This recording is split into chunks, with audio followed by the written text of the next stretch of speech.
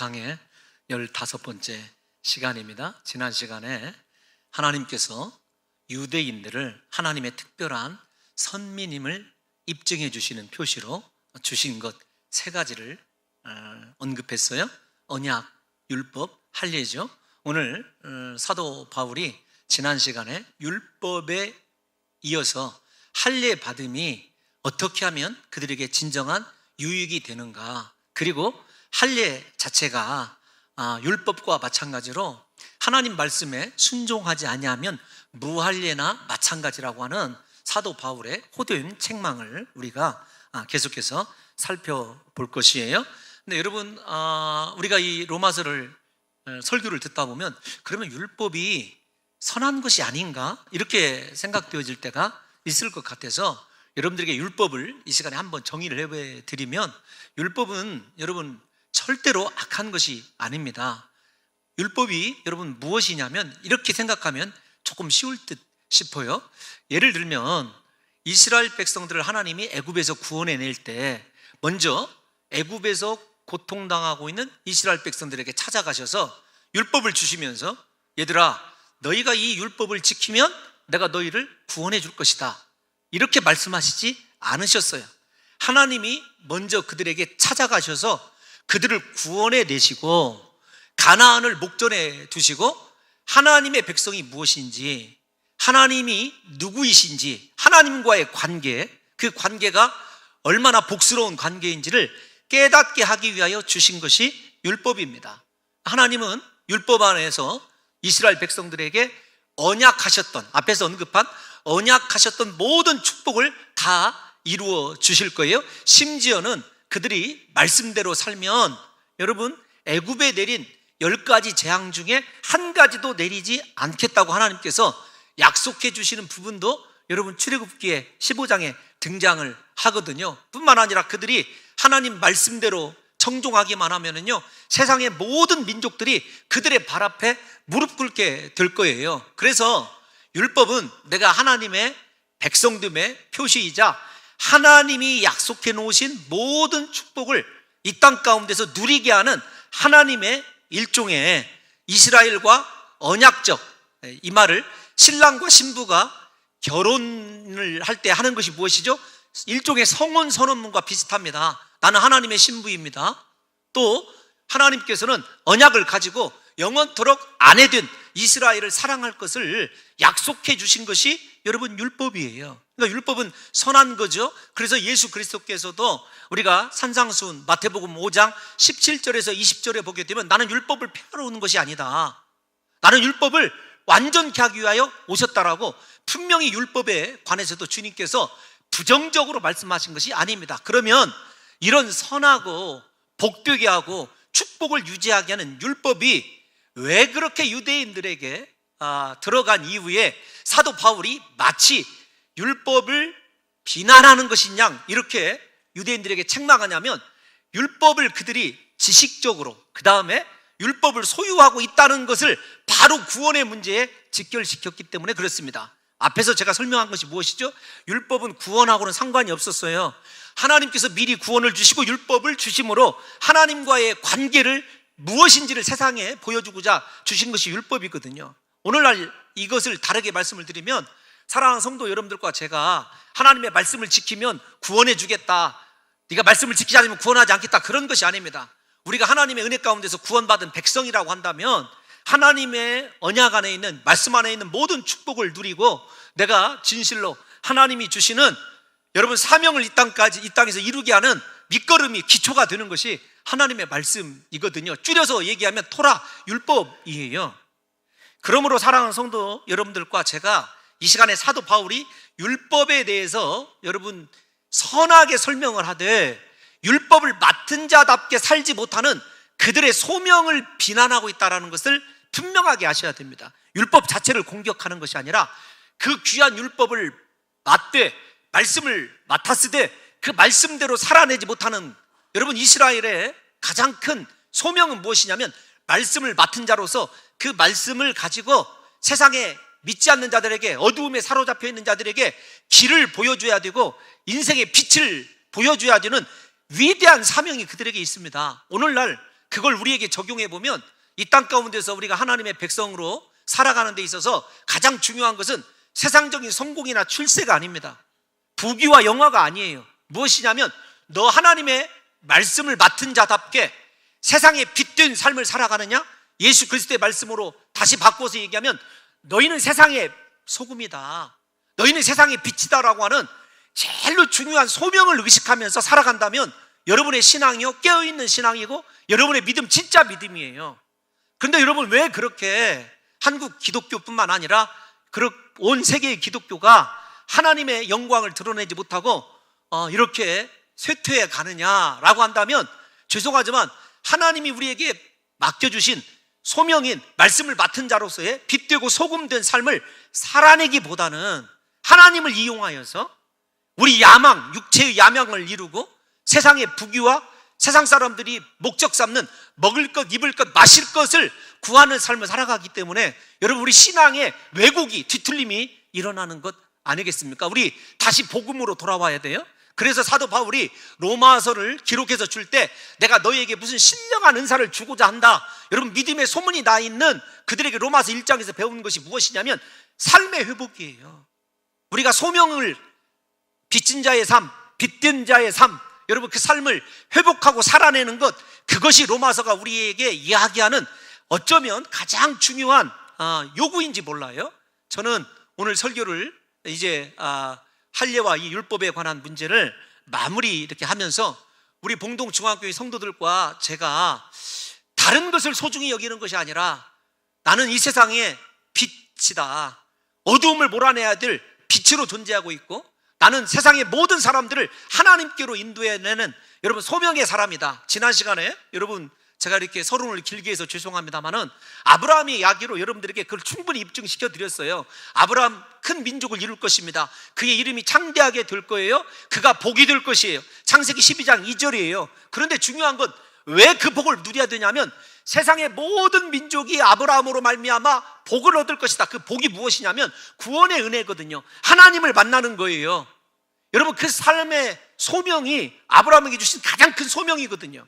근데 우리는 그 소명은 다 제껴두고 어떻게 하면 아브라함이 세상 가운데서 누렸던 복을 한번 누려볼까?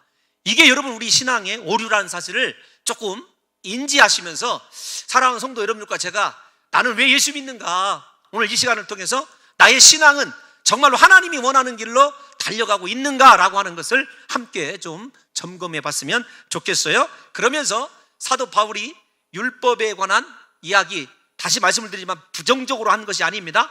부정적으로 그들의 이 율법을 맡은 것 혹은 율법이 주는 유익, 율법의 특권을 이야기하는 것이 아니라 8가지를 통해서 분명하게 율법의 유익과 율법을 맡은 자들의 특권을 사도 바울이 얘기했어요. 문제는 뭐냐면 그들이 스스로 믿는다라고 하는 자기 과신 때문에 그래요. 무엇과 연결시킨 것?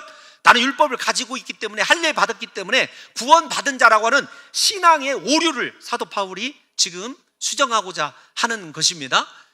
여러분, 그 수정의 출발점이 스스로 믿는다는 거였어요. 진정한 믿음은 하나님을 향하여 서게 하는 것입니다. 믿음이라고 하는 단어 여러 차례 여러분들에게 말씀드렸어요. 믿음이라고 하는 단어를 헬라어로 얘기하면 피스토스라고 하는 단어인데 그 단어는 어떤 것이냐면 하나님 안으로 나를 던져 넣는 거예요.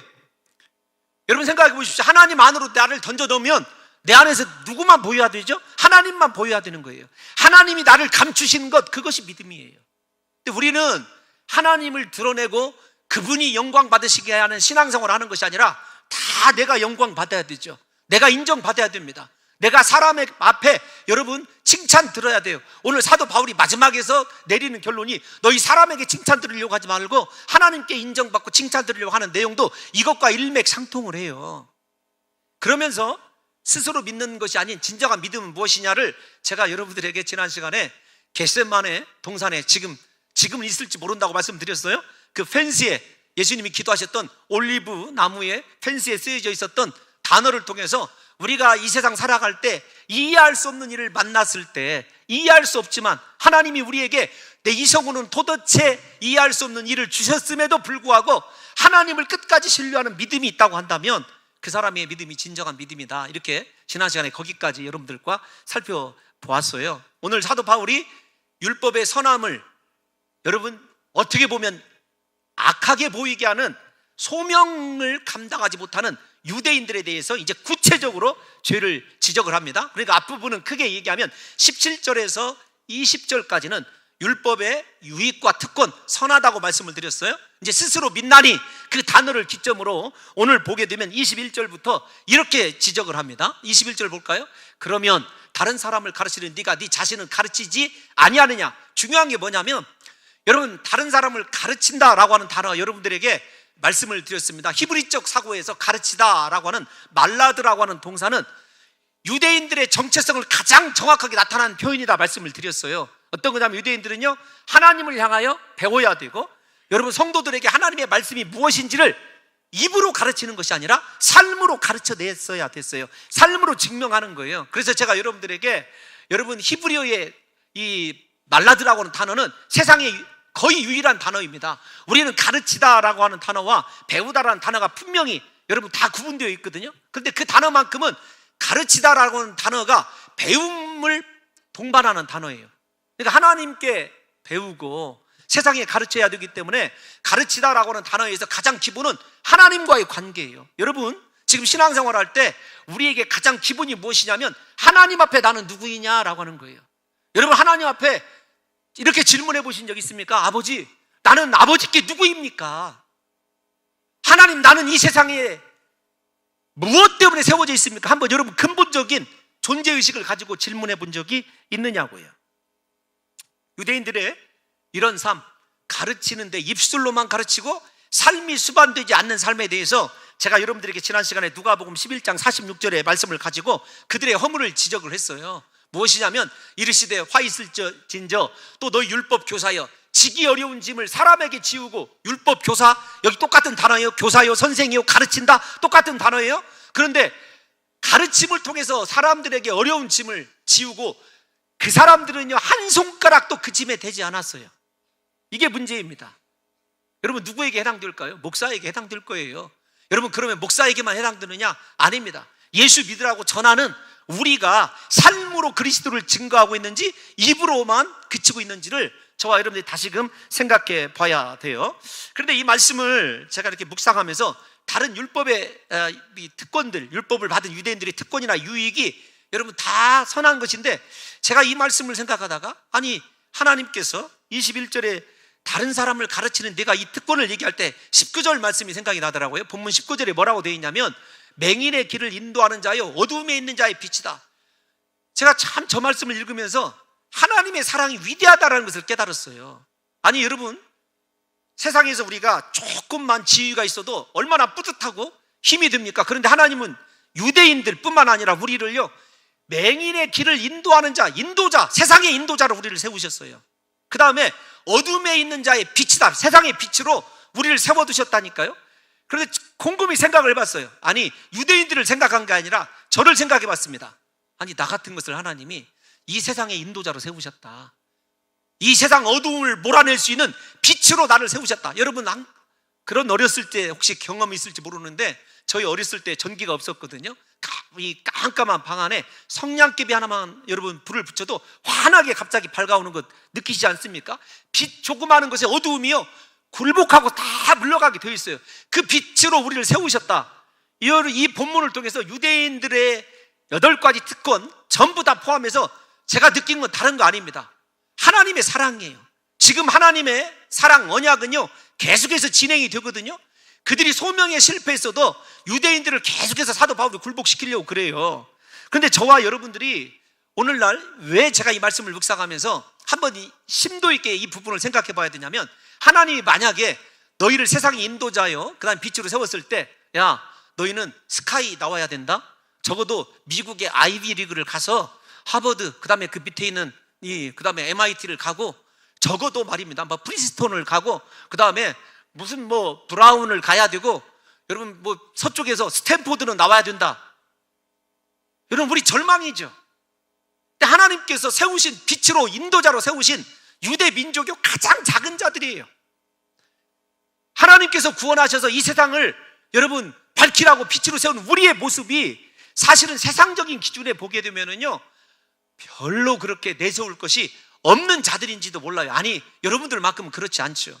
제가 보면 그래요. 이렇게 부족하고 못난 것을 하나님께서 세우셨다는 것을 생각하고, 유대인들을 지금 생각해 보니까 언약에 신실하신 하나님의 사랑이 이렇게 눈에 들어오더라고요. 그래서 로마서를 제가 잠시 하나님의 사랑의 관점에서 좀 살펴보게 되었어요.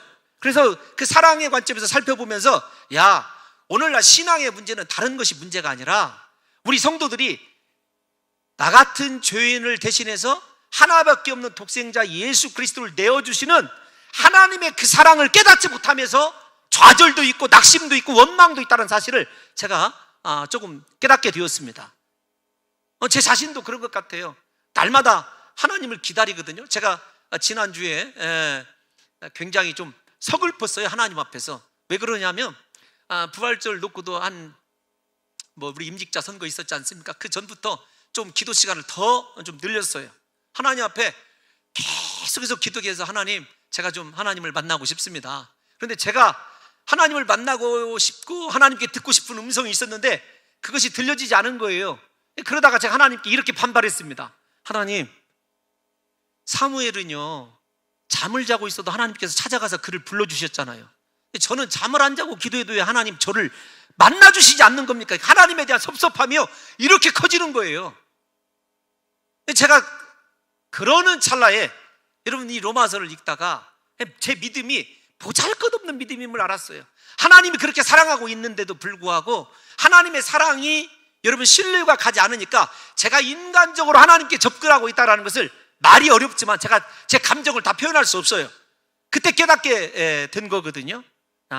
오늘날 신앙의 문제는 하나님의 사랑을 깨닫지 못하는 거구나. 유대인들이요 사실 그랬어요.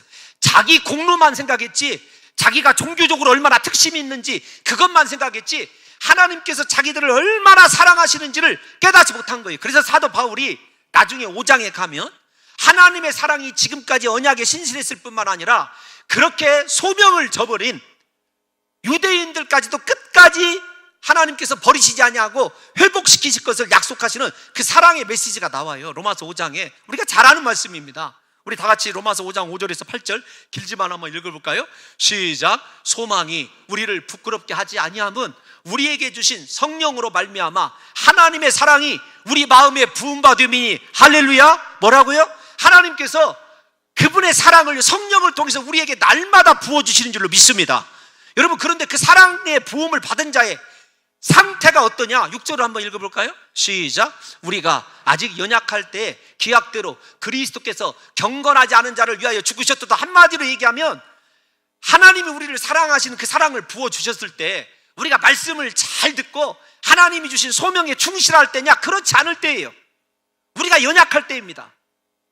우리가 죄인 되었을 때예요. 죽으셨도다.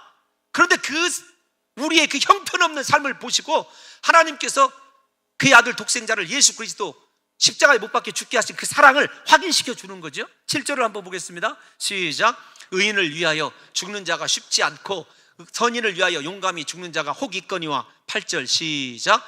우리가 아직 죄인 되었을 때 그리스도께서 우리를 위하여 죽으심으로 하나님께서 우리에 대한 자기의 사랑을 확증하셨느니라. 아멘. 유대인들이 기억해야 될 것은요, 자기 공로가 아니에요. 할례가 아닙니다. 율법이 아니에요. 하나님의 그 사랑, 십자가의 그 사랑을 깨닫고 그 사랑 때문에 구원받은 자라고 한다면 그분이 원하는 것, 사랑하는 주님이 원하는 것 해드려야 되는 것 아니겠습니까? 우리의 신앙이 그렇게 순수하게 다시 회복이 되어야 된다는 거예요. 여러분, 이러한 특별한 사랑을 통해서 사도 바울이 유대인들을 다시 3장에 가면은요 힐날하게 더 공격을 합니다. 구체적으로. 그런데 그 3장에서 시작된 공격이 어디에서 해답을 보여주기 시작하냐면 9장에서 해답을 보여주기 시작해요. 제가 사랑 타령하다가 왜 갑자기 이렇게 넘어가게 되냐면, 그런데 그 9장까지 이르고 난 이후에 진실로 그리스도의 사랑으로 회복된 자들, 그 사랑을 깨달은 자들의 삶이 어떤 것이냐면 12장 1절에서 2절이에요. 우리 다 같이 한번 읽어볼까요? 시작.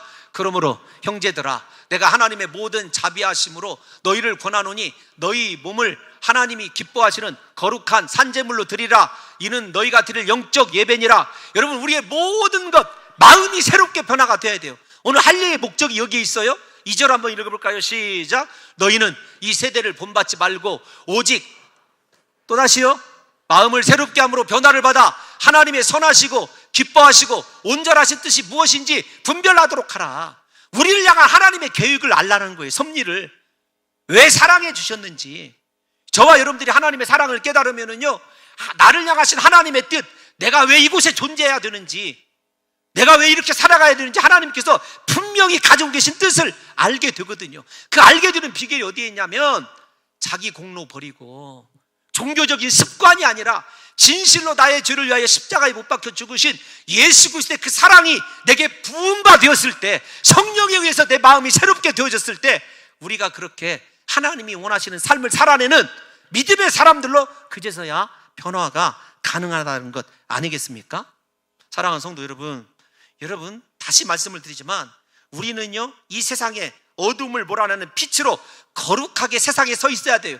그 삶을 살아내지 못하고 있다고 한다면 여러분, 우리에게 심각한 일들이 이어서 유대인들이 지적받는 죄가 우리에게도 일어날 수 있어요. 그러면 유대인들의 죄를 구체적으로 사도 바울이 어떻게 지적하냐면 22절에 보면 먼저 첫 번째 도둑질하는 거의 문제예요. 그 다음에 이어서 23절에 보면 간음하는 문제입니다. 도둑질과 간음이 무엇인지 여러분 여기 모르시는 분 없죠? 그런데 문제는 우상이라고 하는 것과 신전에서 도적질한다는 말이에요. 그것을 다 10계명으로 살펴보니까 한쪽 돌판에서 1계명에서 4계명, 하나님에 관한 거죠. 한쪽 돌판 사람에 관한 계명 5계명에서 10계명인데 두 개씩이 발췌된 것 같아요. 7, 8 도적질하지 말아라. 그 다음에 7계명, 죄송합니다, 거꾸로 돼 있어요. 8계명이 먼저예요, 도둑질. 그 다음에 7계명, 간음하지 말아라. 그 다음에 1, 2계명이죠. 하나님을 경유하는 것. 여러분, 그 삶이 이 두 가지씩 그렇게 사도 바울이 지적하고 있어요. 여러분들이 지금 표정을 보면 전혀 지금 다른 얘기를 죄송해요.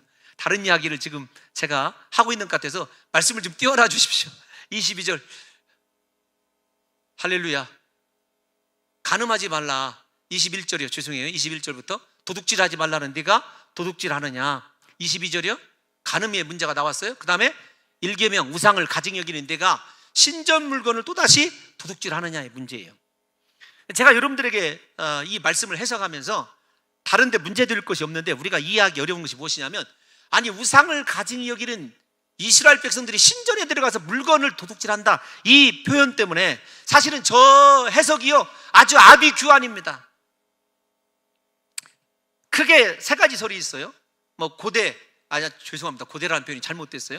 초대교회에 여러분 신약 유명한 연구하는 학자들은 뭐라고 얘기했냐면, 이스라엘 백성들이 예루살렘 성전에서 나오는 세금을 여러분 탈취한 사건을 은유적으로 저렇게 얘기했다라고 하는 설이 있고요.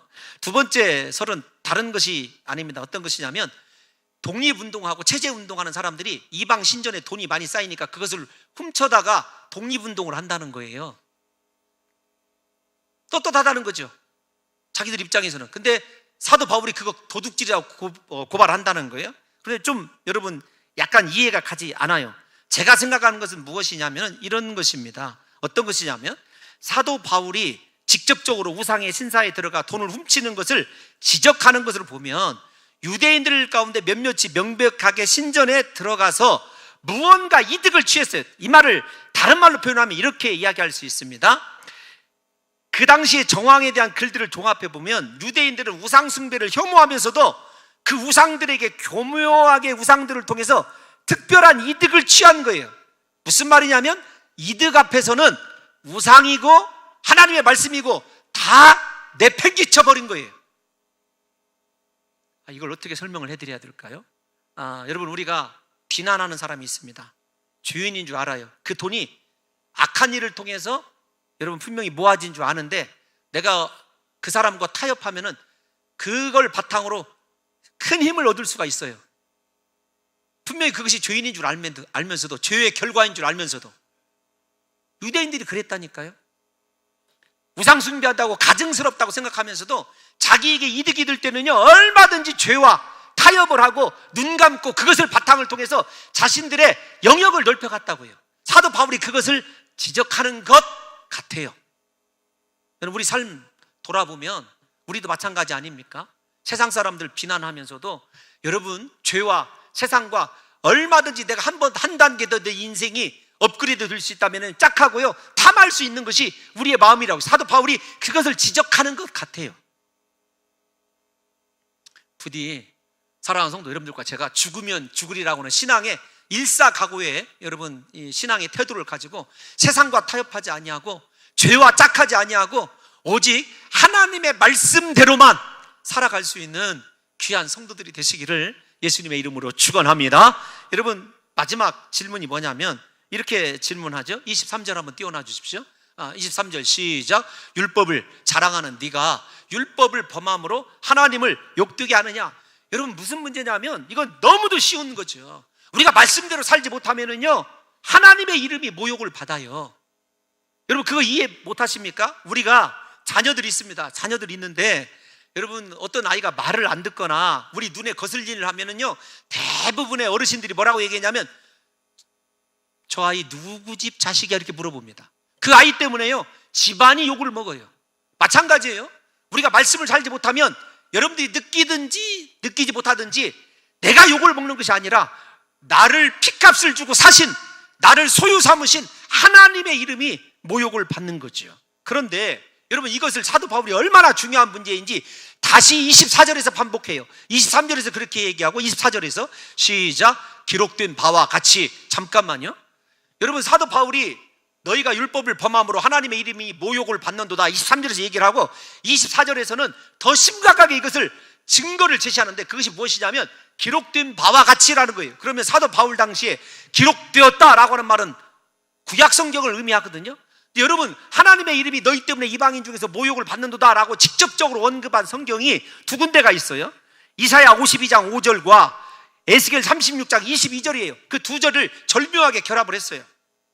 여러분 그런데 사도 바울이 왜 기록된 바와 같이 이방인 중에서 너희 때문에 하나님의 이름이 모독을 받는도다를 다시 반복했느냐라고 하는 것이 중요하잖아요.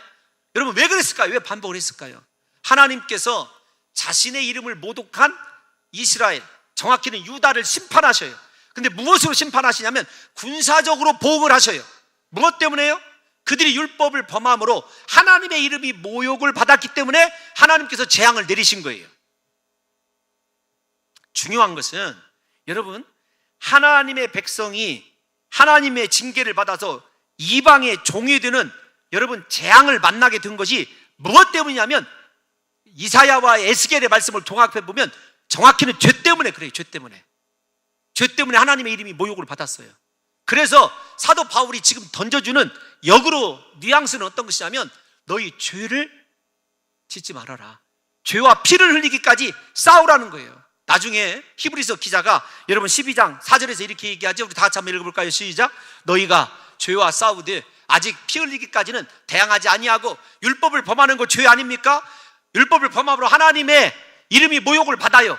하나님께서 구약시대에 어떻게 했냐면 군사적으로 보복하셔서 이방인들의 노예가 되게 하셨어요. 결과적으로 무슨 말이에요? 이사야와 에스겔의 결론이 회개하라는 거죠. 우리도 마찬가지입니다. 회개하라. 그리고 뭐라고요? 이스라엘 백성들에게 두 선지자를 통해서 주신 말씀이 죄를 짓지 말라는 거예요. 신약의 말씀으로 다시 바꿔 말씀드리면 죄와 피를 흘리기까지 싸우라는 것입니다. 사랑하는 성도 여러분, 죄와 싸우지 않는 신앙, 그것도 자신의 모든 것을 희생하며 죄에게 대항하지 않는 것은요 진정한 신앙이 아닐 뿐더러 우리를 구원하신 하나님의 이름을 모욕하는 행위인 거예요. 죄가 얼마나 두려운 것인지를 아시라 이 말입니다. 사랑하는 성도 여러분, 일부 때도 말씀을 드렸습니다만 우리가 크리스찬인 거 다 알아요. 우리가 조금만 실수하면 세상은 불꽃 같은 눈치를 우리를 살펴보고 있습니다. 우리 때문에요 하나님의 이름이 욕먹지 않도록. 왜 그렇게 여러분 오늘날 기독교가 아주 더러운 이름으로 불리고 왜 이렇게 우리가 세상에서 신뢰를 잃지 못하냐면 죄 때문에 그런 거죠. 우리가 말씀답게 살지 못한 거예요. 유대인들과 동일합니다. 교회 다닌다, 직분자다라고 하는 어떤 유익과 특권은 있는지 모르지만 삶으로 내가 하나님께 부름받은 자라고 하는 것을 입증해내지 못하기 때문에 그런 것 아니겠습니까? 우리가 잘 아는 대로 한국 기독교 인구가 그전에는 1천만 명인데 지금은 약 800만 정도 된다고 해요. 기독교 인구가 크게 감소한 것이죠. 인구의 감소의 요인은요 영향력의 상실이에요. 예수 믿는 사람들이 선한 것 한 번도 보여주지 못했어요. 제가 새벽에 산상수훈을 강의했습니다. 마태복음을 지금 계속 강의해 가고 있는데, 산상수훈을 강의할 때 제가 어떤 자매와 상담한 이야기를 들려줬어요. 그 자매의 괴로움이 무엇인 줄 아십니까? 자기 보스가 권사님이에요. 여러분, 출근해서 하는 일이 무엇이냐면 하루 종일 성경 읽고 성경 쓰고 성경 틀어놔요. 근데 문제는 뭐냐면 이익 앞에, 그 다음에요, 사람들 관계에서 완전히 무엇인지 이해 가시죠? 자기가 너무 괴로운 거예요. 예수 믿는다고 하지 말든지.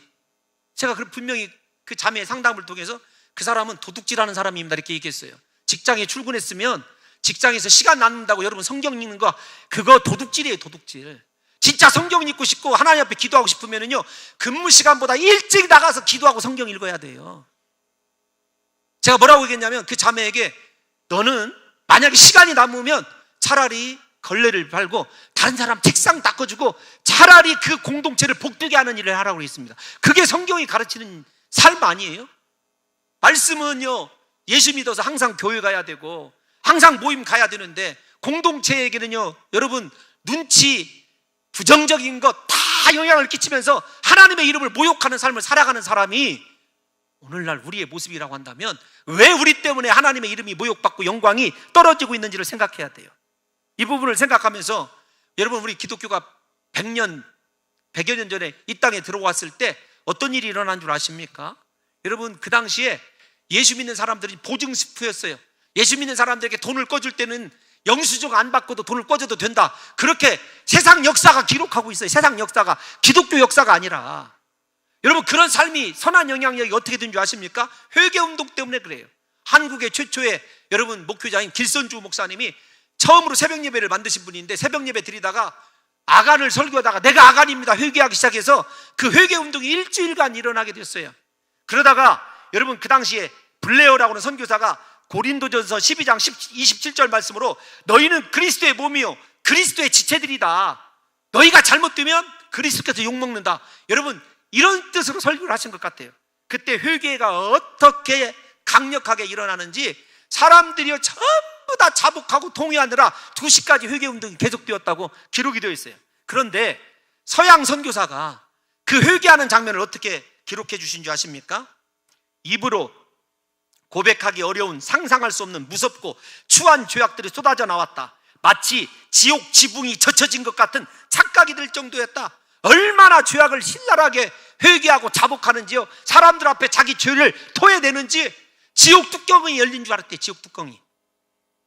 여러분, 그 다음부터 그들의 삶이 그 회개에 합당한 대로 살아내짐으로 말미암아 초대 기독교가, 한국교회 기독교가 얼마나 선한 영향력을 끼쳤는지 우리가 잘 알고 있지 않습니까? 요즘 반대예요. 세상이 기독교인 구원하겠다고요? 난리가 아닙니다. 유대인들만 그런 것이 아니라 우리가 말씀을 회복하는 것이 이토록 중요한 것이에요. 그러면서 사도 바울이 할례에 관해서 얘기하죠. 할례는 구원의 보증수표가 아니다. 할례는 반드시 하나님 말씀에 순종해야 할례가 유익이 있다. 사도 바울이 얘기하는 것 아니겠습니까? 여러분, 사도 바울 당시에 문헌들을 읽어보면 이렇게 얘기하고 있어요. 할례 받은 사람들은 게헨나로 내려가지 않는다. 게헨나가 뭐냐면 지옥이에요. 할례만 받으면 지옥으로 내려가지 않는다. 심지어는 할례는 이스라엘을 게헨나에서 구해줄 것이다, 이렇게 착각을 하고 있어요. 다시 말씀을 드리지만 율법, 하나님 말씀에 순종하지 않는 할례는요 무익한 거예요. 무할례예요. 우리 다 같이 한번 25절 한번 읽어볼까요? 시작. 율법을, 할례가 만일 율법을 범하면, 할례가 중요한 게 아니라 말씀대로 살아가는 것이 중요해요. 목사냐 장로냐 권사냐 중요치 않아요. 말씀대로 살아갈 때, 여러분 직분 얘기하지 말고 세례 얘기해 볼까요? 세례가 정말로 진정한 세례이고 우리를 거듭나게 한 징표라고 한다면요, 말씀 따라 순종하며 살아가게 되어 있어요. 말씀에 순종하지 않는 여러분, 이 세상에 어떤 것도 우리에게 유익이 될 수 없다는 사실을 인정하셔야 됩니다. 깨달으셔야 되죠. 다시 말씀을 드리지만 할례는 하나님의 언약의 백성이라는 분명한 표징입니다. 하지만 언약의 백성으로서 지속적으로 존재하기 위해서는요, 하나님 말씀대로 살아내는 것이 얼마나 중요한지를 알아야 돼요. 26절 한번 읽어볼까요? 26절 시작. 그런즉 무할례자가 율법의 규례를 지키면 그 무할례를 할례와 같이 여길 것이 아니야. 반대로 말씀대로 살아가는 사람이 할례자라는 거예요. 이방인이냐 유대인이냐 중요한 게 아니라 말씀대로 살아가는 것. 사랑하는 성도 여러분과 저에게 여러분 가장 중요한 것이 뭐냐면 나는 말씀대로 살아가고 있는가. 예? 다른 사람이 문제가 아닙니다. 내가 문제예요. 내가 말씀대로 살지 못하는 내가 문제인 거죠. 그러면서 27절을 보겠습니다. 시작.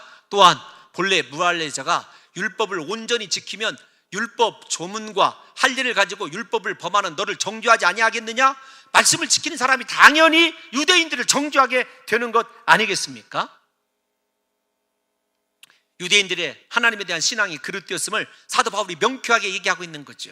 사도 바울은 마지막으로 다시 한번 진정한 유대인이 누구인지를 정의해 줍니다. 28절 읽겠습니다. 시작. 무릇 표면적 유대인이 아니요 표면적 육신의 할례가 아니니라. 여기까지요. 표면적이란 말은요 눈에 보이도록 나타나는 유대인 그런 뜻입니다. 이면적이라고는 것은요 눈에 보이지 않는 내적인 그런 뜻이죠.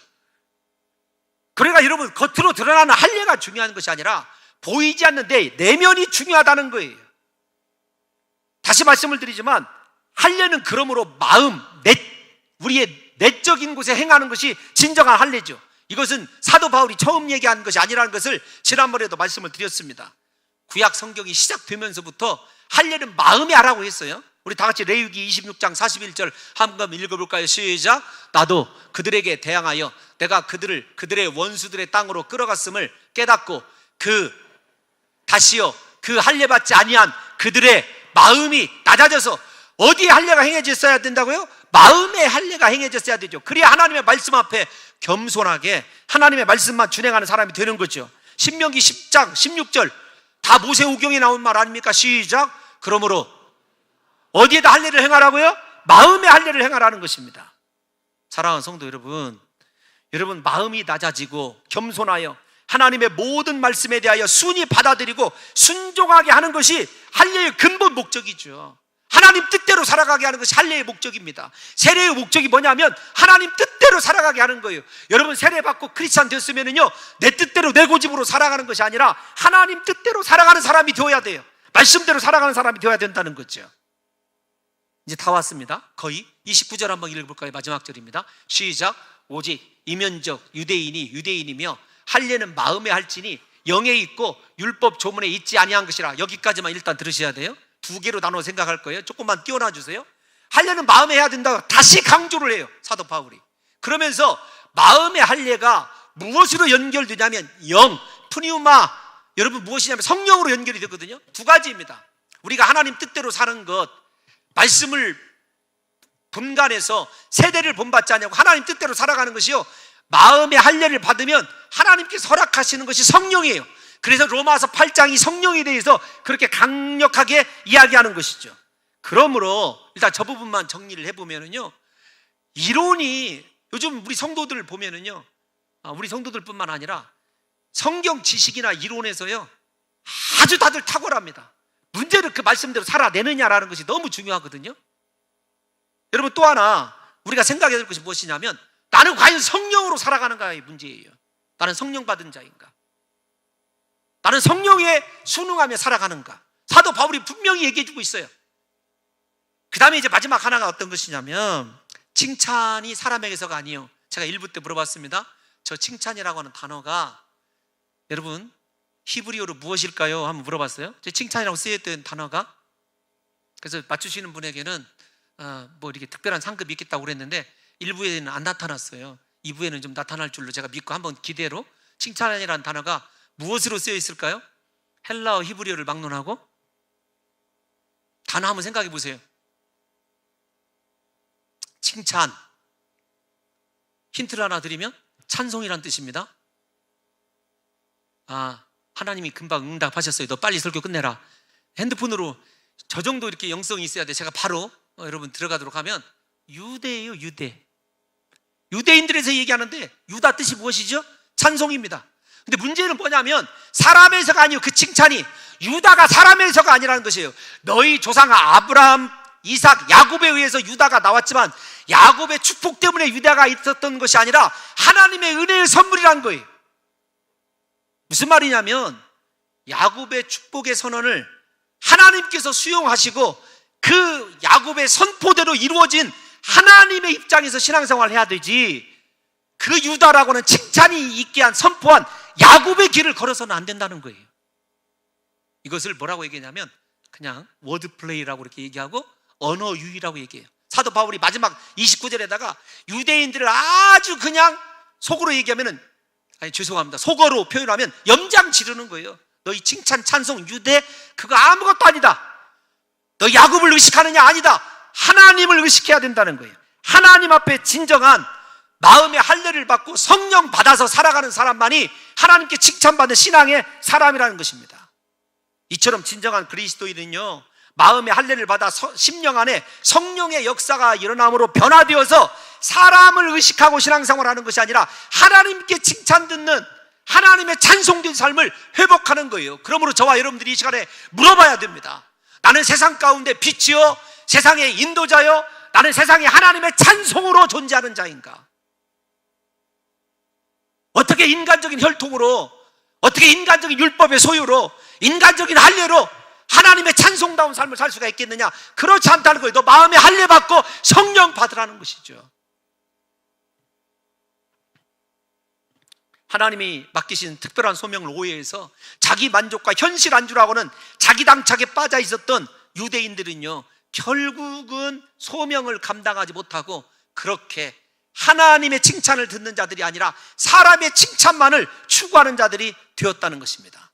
여러분, 우리에게 그래서 변화가 얼마나 중요한지를 아셔야 돼요. 그래서 이 이스라엘 백성들을요, 할례 받지 않는 유대인들이 말씀대로 살아감으로 말미암아 그들을 정죄한다고 28절 29절에 얘기해요. 예수님께서 이거 말씀하셨습니다. 마태복음 3장 8절에서 9절 다 같이 한번 8절 크게 읽습니다. 시작. 그러므로 회개에 합당한 열매를 맺고 9절이요 시작. 속으로 아브라함이 우리 조상이라고 생각하지 말라. 내가 너희에게 이르노니 하나님이 능히 이 돌들로도 아브라함이 자손이 되게 하시리라. 얼마든지 하나님이 싹 바꾸실 수 있다는 거예요. 회개에 합당한 열매를 맺으라는 것입니다. 그런데 회개에 합당한 열매가 말씀대로 살아가는 것이 우리의 힘으로 가능한 것이 아니라 마음의 할례를 받고 성령 받아야 가능하다는 것이 사도 바울의 이야기죠. 유대인들에게 똑같이 이야기하는 것입니다. 여러분, 말씀의 결론이 제가 이렇게 내리고 싶어요. 어떤 거냐면 소명에 실패하면은요, 인생에 실패한 거예요. 제가 여러분 결론으로 그냥 써놓은 말입니다. 유대인들이요, 다시 말씀드리면 유대인들 그 자체가 죄인이라고 공격받는 것이 아니라 소명을 감당하지 못했기 때문에 그래요. 하나님의 찬송이라고 하는 궁극적인 소명, 세상의 빛이요 인도자라고 하는 그들이 감당해야 사명을 잃어버리고요, 다 육신적인 삶, 나는 아브라함의 조상이니, 아브라함이 내 조상이니까 구원은 따놓은 당상이고 세상에서 돈만 많이 벌고 성공하면 돼, 아니라는 거예요. 저와 여러분들이 이 시간에 다시 생각해 봐야 됩니다. 나의 소명은 무엇인가? 나의 사명은 무엇인가? 그거 잃어버리면 인생 다 끝이라고 하는데 돌들로도 하나님께서 나를 바꿔버릴 텐데, 여러분 제가 여러분들에게 좀 도움이 될 것 같아서 좀 마지막에 이렇게 썼어요. 성도 개인에게만 해당하는 것이 아닙니다. 교회도 마찬가지입니다. 하나님이 은혜 주시고 부흥케 하실 때 하나님이 기뻐하시는 일을 더 많이 감당하고 온전하게 감당하게 될 때 우리는 지속적으로 이 땅에 존재할 수 있는 것입니다. 사랑하는 성도 여러분들과 제가 곰곰이 생각해 보십시오. 나는 하나님의 찬송인가? 아니면 하나님의 이름을 모욕받게 하는 말씀대로 살지 못하는 어리석은 자인지를 생각하셔서 부디 저와 여러분들이 하나님의 기쁨 되는 인생 살아가시기를 예수님의 이름으로 축원합니다. 우리 다 같이 자리에서 일어나셔서